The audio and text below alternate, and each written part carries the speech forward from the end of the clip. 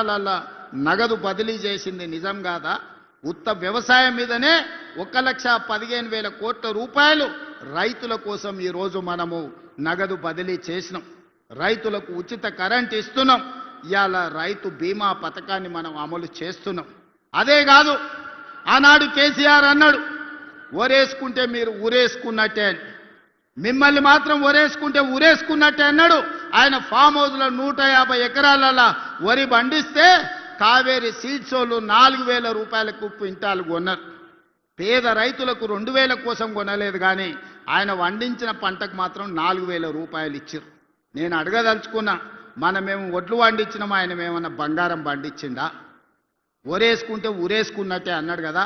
అలాంటి ఇదే రాష్ట్రంలో నేను వచ్చిన తర్వాత, ఇందిరమ్మ రాజ్యం వచ్చిన తర్వాత రైతులందరికీ చెప్పినాం, మీరు వరి పండించండి, సన్న ఒట్లు పండించండి, గిట్టుబాటు ధరనే కాదు క్వింటాల్కి 500 రూపాయల బోనస్ ఇచ్చి చివరి గింజ వరకు కొంటామని.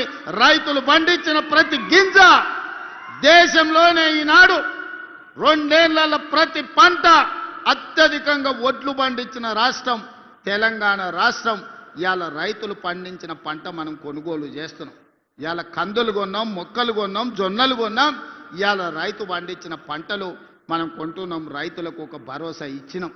ఒడ్లు మనకిస్తే 48 గంటల్లోనే వాళ్ళ ఖాతాలో నగదు బదిలీ చేస్తున్నాం. ఎన్నడైనా ఇట్లా జరిగిందా? ఆ ఎలా ఒడ్లు తీసుకపోతే మిల్లర్లు దళారులు కుమ్ముక్కై తాలు పేరు మీద, తడి పేరు మీద క్వింటాల్కి 10 కిలోలు దండి కొడుతుంటే ప్రభుత్వంలో ఉన్న పెద్దలు వాటాలు మెక్కిండ్రు తప్ప, గంగుల కమలాకర్ లాంటి వాళ్ళు మిల్లర్లతోని కుమ్ముక్కై వాటాలు మెక్కిండ్రు తప్ప ఏ రోజు కూడా రైతులను ఆదుకోలే. ఇవాళ ఎవడైనా మిల్లర్ అయినా దళారైనా ఇవాళ తాలు పేరు మీద, తుట్టి పేరు మీద ఏమన్నా కట్ చేస్తున్నారేమో చూడండి, ఈపులు విమానమూతం అవుతాయని మన ప్రభుత్వంలో చెప్పడం జరిగింది. మిత్రులారా, ఇలా రైతులకు చూడండి, రైతు భరోసా కావచ్చు, రైతు రుణమాఫీ కావచ్చు, రైతు గిట్టుబాటు ధర కావచ్చు, రైతు బీమా కావచ్చు, రైతులను ప్రతి నిమిషం ఆదుకొని రైతాంగ కుటుంబాలను ఈరోజు రైతును రాజును చేయడమే కాకుండా వ్యవసాయం దండుగ కాదు, వ్యవసాయం పండుగ చేసి చూపిస్తామని ఈనాడు రైతాంగాన్ని మనం ఆదుకున్నాం. ఇక మా ఆడబిడ్డలు, మా అక్కలు ఈడనే ఉండరు. నేను హెలికాప్టర్ల పైనుంచి వచ్చేటప్పుడు తుమ్మల గారికి చూపించిన పాలపిట్టలు లెక్క చీరలు చూడు ఎంత మంచిగా ఉన్నాయో. దసరా పండుగ నాడు పాలపిట్టలు చూసినట్టుంది మా అక్కలు ఆ చీరలు కట్టుకొని వస్తుంటే. ఇవాళ మా అక్కలు కెమెరామెన్ అక్కడ చూపి మా అక్కలందరూ పాలపిట్ట చీరలతో ఎంత మంచిగా ఉన్నారు. ఇంటి ఆయన కూడా సంతోషపడతాడు, మా అక్కలందరూ ఇంత మంచిగా కనిపిస్తారు అంటే. ఇవాళ మా అక్కలందరూ పాలపిట్ట చీరలు కట్టుకొని ధైర్యంగా, మా తమ్ముడు వచ్చిండు పండుగ పూట చీర పెడితే మాకు సారే అని చెప్పి ఇవాళ తమ్ముడిని ఆశీర్వదించడానికి ఇంత దూరం వచ్చారు మా అక్కలు. ఆ ఎల్ల బతుకమ్మ చీరలు ఇచ్చింది. ఎన్నడన్నా మా అక్కలు కట్టుకున్నారా? ఆ అక్కల్ని ఆలోచన చేయమని నేను అడుగుతున్నా. బతుకమ్మ చీరలు ఆ ఎల్ల ఇస్తే సూరత్ నుంచి కిలోల కొద్ది కొనుక్కొచ్చి కోట్ల రూపాయలు మీరు కమిషన్ తీసుకుంటే, బతుకమ్మ చీరలలో కూడా ఆ చీరలు తీసుకెళ్లి వ్యవసాయ పొలాల కాడ, మొక్కజొన్న కాడ పిట్టలను బెదిరించనిక కట్టిండ్రు తప్ప ఆడబిడ్డలు ఎప్పుడన్నా ఆ చీరలు కట్టుకున్నారా? మీ బతుకు జడ ఆడబిడ్డలకు పెట్టే చీరల్లో కూడా మీరు కమిషన్ వదలకపోతే మీది కూడా ఓ బతికేనా అని ఇవాళ మా ఆడబిడ్డలు అనే పరిస్థితి వచ్చింది. కానీ ఇవాళ మా అక్కలు సంతోషంగా మేమిచ్చిన ఇందిరమ్మ చీరలు కట్టుకొని ఇవాళ వచ్చారు. అదేవిధంగా మా పొన్నం ప్రభాకర్ చెప్తున్నాడు, మొన్న సమ్మక్క సారలమ్మ జాతరలా లక్షలాది మంది ఆడబిడ్డలకు ఉచిత బస్సు ఇచ్చినామని. నేను అడుగుతున్న ఇవాళ 2 ఏళ్లలో మా అక్కలే సాక్షి, ఏడన్నా బస్సులు ఎవరన్నా ఒక్క రూపాయి అడిగినరా అక్క? మిమ్మల్ని కిరాయి అడిగినరా అక్క? నిజం చెప్పురే. అడిగితే మీ తమ్ముని ఫోటో చూపించమని ఆయననే చెప్పిన కదా, కిరాయి పైసలు అయితే మా తమ్ముడు కడతాడు, పట్టణంలో ఉన్నారు తెచ్చుకోపోండి అని చెప్పమన్నానా? 2 ఏళ్లలో ఆడబిడ్డలకు ఉచిత బస్సు ప్రయాణానికి 9,000 కోట్ల రూపాయలు నేను పొన్నం ప్రభాకర్ గారికి లెక్క కట్టి నెల నెల పైసలు కట్టిన. మా ఆడబిడ్డలు బస్సులో ఉచితంగా పోతే ఆ ఎల్లా అమ్మగారింటికి పోవాలన్నా, అమ్మవారిని దర్శించుకోవాలన్నా, కొండగట్టుకోవాలన్నా, వేములవాడ రాజన్నను దర్శించుకోవాలన్నా ఇంటి ఆయన ముందల చేయి చాపాలి మా అక్కలు. అయ్యా నేను రాజన్న దగ్గరకు పోయేస్తా, కొండగట్టుకు పోయేస్తా అంటే ఇంటి ఆయన చెప్పడే ఇప్పుడు దసరా పండుగ కదా, దీపాలకు పోదు కానీ, లేకపోతే ఉగాది పండుగ పోదు, ఇప్పుడు ఏం తొందర ఉందని. అమ్మగారింటికి పోయేస్తా అంటే ఇప్పుడు ఏమంతా పొడుచుకొచ్చింది అమ్మగారింటికి పోయి చూసిరానికి అని అనేటోడు. కడుపులో బాధ దుఃఖం ఉన్నా ఇక ఆయన నగదు ఇవ్వకపోతే బస్సులో పోలేని పరిస్థితి. మా అక్కలు మనసులే బాధ పెట్టుకొని ఇంటికానే పిల్లల్ని చూసుకుంటూ ఉండేది. ఇవాళ పరిస్థితి ఎట్లుంది? ఇంటి ఆయన బాయికాడిపోతే అక్క అమ్మగారి ఇంటికి పోయి అమ్మని చూసి మళ్ళీ సాయంత్రం లోపల ఇంటికి వస్తుంది. అమ్మగారిని దర్శించుకోవాలంటే ఆలోచన లేదు. బస్సు ఎక్కి పిల్లల్ని తీసుకొని చక్కగా పోయి గుడికి పోయి దర్శనం చేసుకొని వస్తుంది. 9,000 కోట్ల రూపాయలు ఇవాళ మా ఆడబిడ్డల కోసం నేను ఖర్చు పెట్టినా. ఒక్కొక్క అక్కకు ఒక్కొక్క చెల్లెకు నెలకు 4-5 వేల రూపాయలు మిగులుతున్నాయి బస్సు ప్రయాణం నౌకరు చేసుకునేటోళ్ళకు. ఇది మేము ఇచ్చింది కాదా?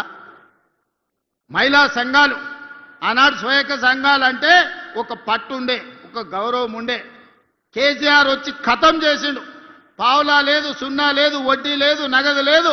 మా ఆడబిడ్డల చేతుల సిల్లి గవ్వ లేకుండా చేసిండు. మనం వచ్చినాక 27,000 కోట్ల రూపాయలు ఆడబిడ్డల చేతులు పెట్టి మీరు వ్యాపారం చేయండి, మీరు కోటీశ్వరులు కాండి అని 27,000 కోట్ల రూపాయలు ఇవాళ జీరో వడ్డీతో మా అక్కల చేతుల నగదు ఆడుతుంది. ఇవాళ బస్సులో ఉచిత ప్రయాణమే కాదు, 1000 బస్సులకు మా పొన్నం ప్రభాకర్ గారు ఆడబిడ్డలను యజమానులను చేశారు. ఆర్టీసీకే బస్సులు పెట్టి ఇవాళ మా ఆడబిడ్డలు నడిపించే పరిస్థితి వచ్చింది. ఇవాళ జిల్లా కేంద్రాలలో పెట్రోల్ బంకులు ఇచ్చి వ్యాపారం పెట్టించినాం.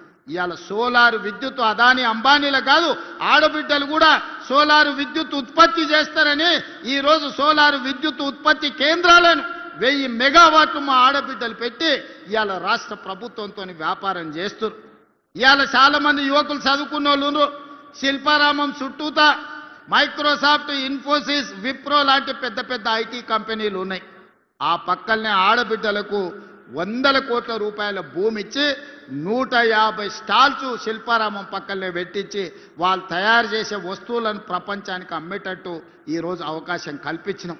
ఇవాళ ఇక్కడ ఉన్నోళ్ళు ఎవరైనా మా అక్కలు తయారు చేసే నిర్మల్ పెయింటింగ్స్ కావచ్చు, చేతితోని తయారు చేసే వస్తువులు కావచ్చు, ఆన్లైన్లో అమెజాన్లో ఆర్డర్ పెట్టడానికి ఇవాళ మా అక్కలు తయారు చేసిన వస్తువులు ఆన్లైన్లో ప్రపంచానికి అందుబాటులోకి తీసుకొచ్చినాం. ఇవన్నీ మా ఆడబిడ్డల ఆత్మగౌరవం పెంచడానికి మేము చేసిన ప్రయత్నం కాదా అని నేను అడుగుతున్నా. ఇవాళ ఒక పక్కన రైతులు, ఇంకొక పక్కన విద్యార్థులు, మరో పక్కన నిరుద్యోగ యువకులు, ఇంకొక పక్కన ఆడబిడ్డలకు ప్రతి విషయాన్ని అడిగి తెలుసుకొని వాళ్ళ సమస్యలు ఒకటొకటిగా పరిష్కరించుకుంటున్నాం. 10 ఏళ్ల నుంచి తెలంగాణ రాష్ట్రంలో నీ పీడ బట్టి, నీ చీడ బట్టి సమస్యలు పేర్కపోతే ఒకటొకటి పరిష్కరించుకుంటూ వస్తున్నాం. ఆ ఏళ్ళ మేము అధికారం ఇచ్చినప్పుడు 70,000 కోట్ల అప్పు ఉంటే 10 ఏళ్లలో 8,11,000 కోట్ల రూపాయల అప్పులు మన నెత్తి మీద మోపిండి అయ్యగారు. పోయి ఫామ్ హౌస్లో వండుకున్నాడు, నీ సావు నువ్వు సావని. 8,11,000 కోట్ల రూపాయల అప్పులతోని నాకు అధికారాన్ని చేతులు పెడితే ఏం చెయ్యాలో నాయనా అని దిక్కుదోచని పరిస్థితిలో కన్నోని కాళ్ళు పట్టుకొని ఢిల్లీకి పోయి అడుక్కోనోని అందరి దగ్గర పోయి కూర్చొని ఇవాళ ఒక దారిలకు పట్టుకొచ్చి ప్రభుత్వాన్ని నడిపే పరిస్థితి తీసుకొచ్చినాం. ఒకటొకటిగా అప్పులు కట్టుకుంటూ వస్తున్నాం. అసలుకు మిత్తికే ఆయన చేసిన అప్పులకు మిత్తి కట్టనికనే నెలకు 5-6 వేల కోట్ల రూపాయలు కట్టాల్సి వస్తుంది. సంసారం దివాలా దీపించిండు, బజార్లో ఇజ్జత్ లేకుండా చేసిండు, సిల్లి గవ్వ ఉట్టకుట్ట చేసి రాష్ట్రాన్ని ఆడ పడేసిపోయి ఫామ్ హౌస్లో వండుకున్నాడు. నీ సావు నువ్వు సావుపో, ఇక నేను రాను, బడికే రాను అంటాడు. నెల మాత్రం జీతం తీసుకుంటుండు, దానికి మాత్రం ఏం తక్కువ లేదు. వెనకటికో పెద్ద ఆయనే చెప్పిండంట, మందేమో ఎప్పటోళ్ళనే మూలుగూడనేమో మున్పటోళ్ళనే అని. మందేం తగ్గలే, మూలుగూడ కూడా తగ్గలే. అది అట్లనే ఉంది, ఇది ఇట్లనే ఉంది. కానీ అధికారం ఉంటేనే నేను అసెంబ్లీకి వస్తా, లేకపోతే రానుపో అని అన్నాడు. బడికి రాకపోతే పిల్లగాని ఈపులు వలగొట్టడా అనే పంతులు. ప్రభుత్వ ఉద్యోగి నౌకరికి పోకపోతే జీతం కట్ చేస్తలేరా? మరి ఇవాళ కేసీఆర్కి ఏం కట్ చేయాలని మిమ్మల్ని అడుగుతున్నా. ఒక్కరోజు కూడా అసెంబ్లీకి రాడు, ఒక్కరోజు కూడా ఒక మంచి మాట మాట్లాడాడు. వస్తే ఏదో ఒకటి శాపనార్థాలు పెట్టిపోతాడు. 40 ఏళ్ళ అనుభవం అంటాడు. నీ అనుభవం అంతా మమ్మల్ని శాపనార్థాలు పెట్టడానికేనా? ఇది తెలంగాణ సమాజానికి ఏమన్నా మంచిదా? మీరు ఒక్కసారి ఆలోచన చెయ్యండి. అందుకే ఇవాళ వాళ్ళందరూ కట్టగట్టుకొని మన మీద విషం జుమ్ముతున్నారు. ఓ రోజు తండ్రి, ఓ రోజు కొడుకు, ఓ రోజు అల్లుడు, ఓ రోజు బిడ్డ, ఓ రోజు సటకుని కొడుకు. ఇక సటకుని కొడుకు నుంచి చెప్పాలంటే మిడ్మానేర్ ఉందనే ఉంది కాడ రవీందర్ అని ఆ ఊర్లో కొట్లాడినోడు ఉన్నాడు. చివరికి మిడ్మానేర్ల పట్టాలు కూడా వదలలేదయా. రాష్ట్రాన్ని దోసుకున్నదే కాదు, మిడ్మానేర్ల పేదోళ్ళకి ఇచ్చే ఇండ్ల పట్టాలు కూడా సడ్డకుని కొడుకు ఇవ్వలే. ఆ సడ్డ కూడా ఈడ ఇసుక దందాలు ఎట్లా చేసిండో మీకు అందరికీ తెలిసి, చొప్పదండోళ్ళు అందరు తెలిసి, నేను కొత్తగా చెప్పాల్సిన పని లేదు.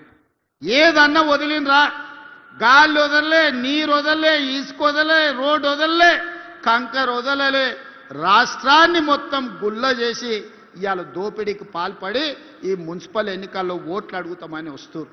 అందుకే ఇవాళ మిత్రులారా, మున్సిపల్ ఎన్నికలు ముఖ్యమంత్రిని కాదు మున్సిపల్ మంత్రిని కూడా నేనే.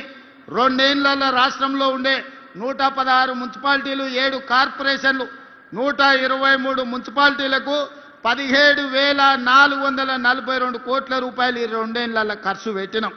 ఇవాళ ఉత్త కరీంనగర్ జిల్లాలో ఉన్న మున్సిపాలిటీలు మొత్తానికి కలిపి 15 ఉంటే, 2 కార్పొరేషన్లు 13 మున్సిపాలిటీలు ఉంటే దాదాపుగా 2,778 కోట్ల రూపాయలు ఈ మున్సిపాలిటీలకు ఇవ్వడం జరిగింది.